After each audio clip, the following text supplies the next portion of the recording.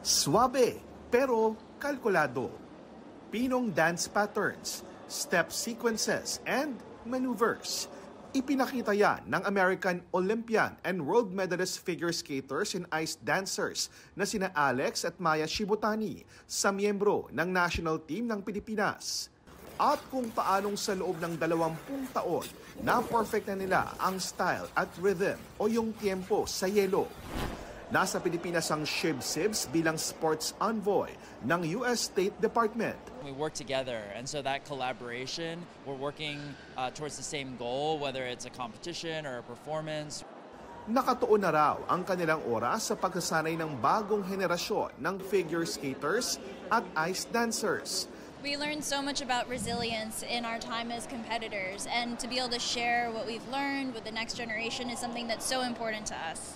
Kabilang dito ang sparkle artist na si Sky Chua. It was really like a dream of mine to have them come here.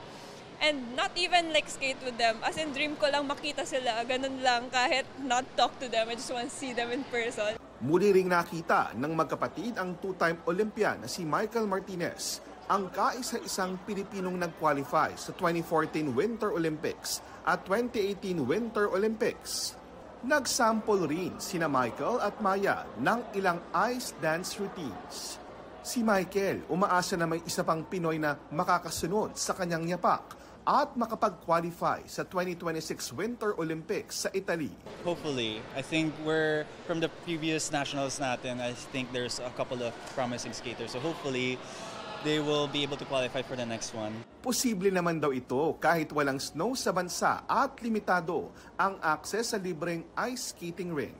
We really encourage the next generation to dream big and believe in themselves. And the thing that we love about figure skating is that it's so foundational in dance and movement. And so there are ways that you can spend time off the ice where you'll see the results on the ice. When we live in Los Angeles, but we're able to focus on our bodies and our minds. And I think the challenge of figure skating is the creativity. We do so much mental visualization.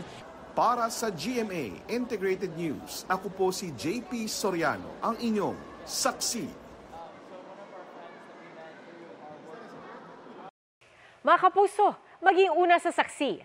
Mag-subscribe sa GMA Integrated News sa YouTube para sa iba't ibang balita.